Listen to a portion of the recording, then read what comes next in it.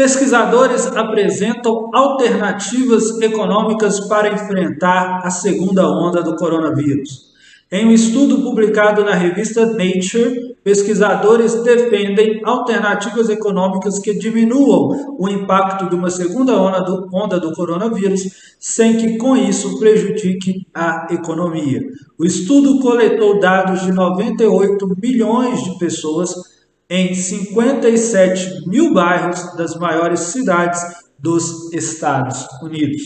Então, um estudo conduzido nos Estados Unidos por pesquisadores das principais de importantes universidades norte-americanas, tentou buscar alternativas econômicas, alternativas para a sociedade que pudessem conciliar a permanência de uma economia aberta ou diminuir os impactos das medidas de isolamento social, de menor contágio, de fechamento dos comércios, fechamento parcial ou total dos comércios, conciliar essas medidas com um desenvolvimento econômico, uma manutenção saudável das economias das cidades e dos estados nos Estados Unidos. É lógico que o modelo de pesquisa que eles conduziram, essa notícia foi da BBC Brasil, é adequado para o cenário norte-americano. A BBC, na sua reportagem, muito boa, ela também ouviu importantes pesquisadores brasileiros para ver a aplicação desse estudo na realidade brasileira. É um estudo que tem que ser adequado para a realidade brasileira, mas de forma geral, como o estudo ele foi muito genérico, ele não foi em especificidades, o seu modelo pode com as devidas adaptações e as devidas correções, ser aplicado também à realidade brasileira. Vamos então ver o que os pesquisadores desses estudos estão trazendo de informações. Primeiro, o estudo identificou que alguns estabelecimentos eles têm maior possibilidade de contágio, maior possibilidade de disseminação do coronavírus do que outros.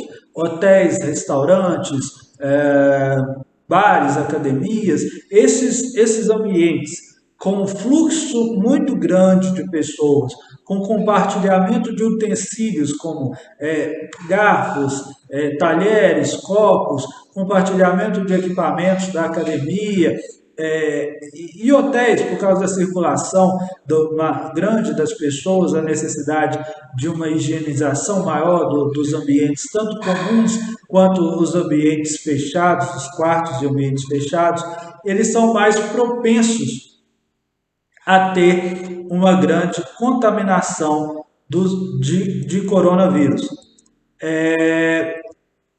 O estudo identificou também que nos casos de academias, e aí pode se aplicar também a restaurantes, bares, né? Nós vamos ver um caso específico também para estabelecimentos. O estudo ele é muito bom, que ele tenta olhar tanto nos centros, nas áreas centrais da cidade, quanto nas áreas periféricas, nas áreas mais afastadas. Vamos chegar nisso. Mas o estudo identificou que uma redução para 20% da ocupação de academias, por exemplo, já poderia reduzir em 80% o contágio de coronavírus e ainda assim não iria prejudicar o fluxo de pessoas na academia.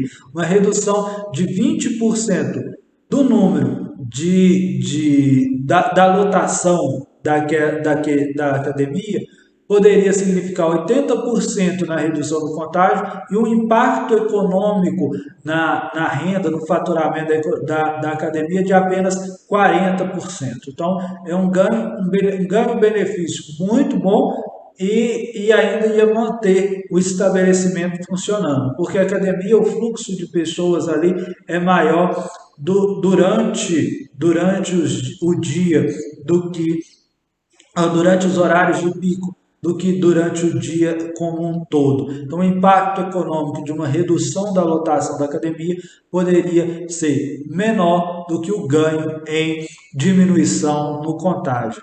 Eu trouxe até a fala da própria pesquisadora sobre esse tema. Limitar a ocupação só diminui realmente a clientela nos horários de pico. É mais estratégico reduzir as ocupações nesses horários do que fechar os estabelecimentos de modo indiscriminado. Isso é Emma Pearson, PhD em Ciência da Computação pela Universidade de Stanford, falando para a BBC Brasil. É, outro ponto do estudo que eu achei bastante interessante é que nos bairros periféricos, nos bairros da periferia, a gente vê um muito maior um contágio em bairros pobres, em bairros. E aí aumenta, porque como a desigualdade social ela está muito relacionada a uma desigualdade racial também, uma questão de raça, negros tendem a morar e a habitar ambientes sociais mais pobres, esses bairros costumam ser muito mais afetados pela pandemia do que os bairros mais ricos. E tem uma razão para isso, porque normalmente essas pessoas precisam realmente sair de casa com mais rotineiramente, ocupar espaços com maior aglomeração, como mercearias, bares, lanchonetes, eles ocupam esse espaço com maiores lotação e tem uma menor possibilidade de reduzir essas ocupações, essas aglomerações. E a pesquisadora, os pesquisadores do estudo também trouxe opções alternativas para esses pontuais para esses bairros mais periféricos. E uma delas são centros de distribuições de comida, que possibilitassem que as pessoas tivessem uma menor necessidade de irem a supermercados, mercearias, onde a grande possibilidade delas se contaminarem pelo coronavírus. Deixa eu só trazer aqui para você dois estudos. A ampliação de testagens gratuitas, eu falei que trouxe o exemplo de Araraquara na história anterior, que testar para o coronavírus é uma medida sanitária importante para combater o coronavírus. É essencial que haja essa política de testar, de saber quem está contaminado com a maior antecedência possível. Suportes governamentais de renda e locais de trabalhos adequados, né? Políticas